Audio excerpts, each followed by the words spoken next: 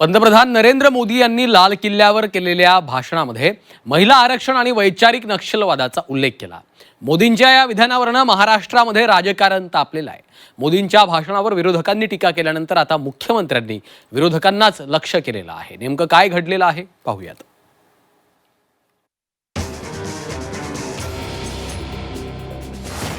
लाल किल्ल्यावरून मोदींचं महिला आरक्षणावर विधान,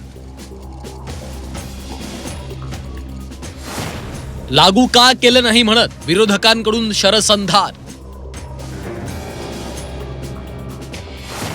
वैचारिक नक्षलवाद वक्तव्यावरही विरोधकांची टीका।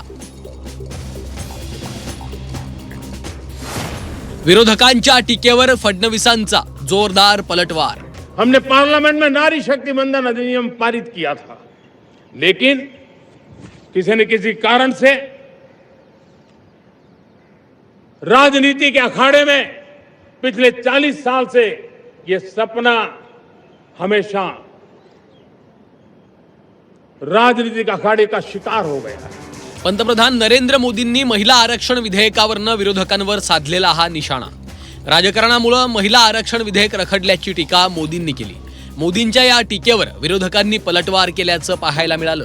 महिला आरक्षणाच्या बाबतीत सगळेच पक्ष एका मताचे आहेत आणि आमच्या सगळ्यांचीच इच्छा आहे की लोकसभेमध्ये आणि विधानसभांमध्ये महिला आरक्षण लवकरात लवकर त्याची अंमलबजावणी व्हावी आणि हे बिल एका मताने, मी पुन्हा रिपीट करते की एका मताने 2023 मध्ये आम्ही सगळ्यांनी पास केलेलं आहे। माझं देशाच्या पंतप्रधानांना एक आव्हान आहे, 2023ला मंजूर झालेल्या बिलाचं आपण अंमलबजावणी अद्याप का केली नाही याचं तुम्ही जर लाल किल्ल्यावरून उत्तर दिलं असतं तर आपण सत्यवादी आहात हे आम्ही जाहीरपणे सांगितलं असतं।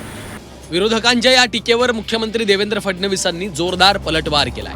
महिला आरक्षण विधेयकासाठी जनगणना गरजेची असल्याचं म्हणत विरोधकांनी मान्यता न दिल्यानं विधेयक पडल्याची टीका फडणवीसांनी केली। त्यामुळे विरोधकांचे खायचे दात वेगळे, दाखवायचे दात वेगळे असा टोला फडणवीसांनी लगावलाय। सेन्सस पूर्ण करणं आणि सेन्सस पूर्ण करून डिलिमिटेशन करणं आणि त्यानंतर महिला विधेयक लागू करणं, त्यामुळे जोपर्यंत सेन्सस पूर्ण होत नाही आणि डिलिमिटेशन होत नाही तोपर्यंत महिला विधेयक लागू होऊ शकत नाही। मग सेन्ससला वेळ लागतो आहे हे बघितल्यानंतर मागच्या अधिवेशनामध्ये केंद्र सरकारने नवीन संविधान संशोधन आणलं होतं की ज्याच्यामध्ये नवीन सेन्सस होत नसेल तर जुना सेन्सस लागू करून ही प्रक्रिया पूर्ण करण्याच्या संदर्भात ते संविधान संशोधन होतं। पंतप्रधान नरेंद्र मोदींनी लाल किल्ल्यावरून बोलताना नक्षलवादावरही प्रहार केला। देशासमोर वैचारिक नक्षलवादाचा धोका असल्याचं म्हणत मोदींनी नव्यानं नक्षलवादाची मांडणी केल्याचं दिसलं। मोदींच्या दिमागी नक्षलवादाच्या विधानावर पवारांच्या राष्ट्रवादीचे आमदार रोहित पवार यांनी टीका केली। तुम्ही दिमागी नक्सल म्हणजे जे बुद्धिवाले माणसं आहेत, जे अभ्यासू माणसं आहेत, जे अभ्यास करून या सरकारवर टीका करतात आणि आज जर आपण बघितलं जे टीका करायला धाडस दाखवतात, म्हणजे बहुतांचे सगळे युवा आहेत, जेनझी आहेत, या लोकांना तुम्ही जर नक्सल बोलणार असाल तर हे योग्य नाही।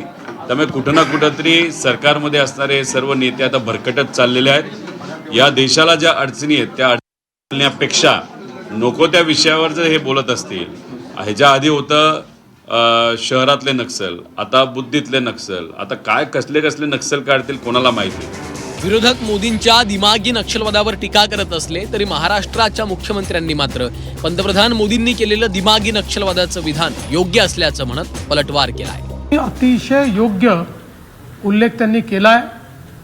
बंदूक घेतलेला नक्षलवाद तर संपला, पण त्याहीपेक्षा खतरनाक असा दिमागी नक्षलवाद, ज्या लोकांच्या डोक्यामध्ये अराजकता भरलेली आहे असा नक्षलवाद आपल्याला पाहायला मिळतोय। पंतप्रधान नरेंद्र मोदींनी लाल किल्ल्यावरच्या भाषणातून युवा शक्ती, महिला मतदारांना साद घालत असतानाच विरोधकांना घेरण्याचा प्रयत्न केला।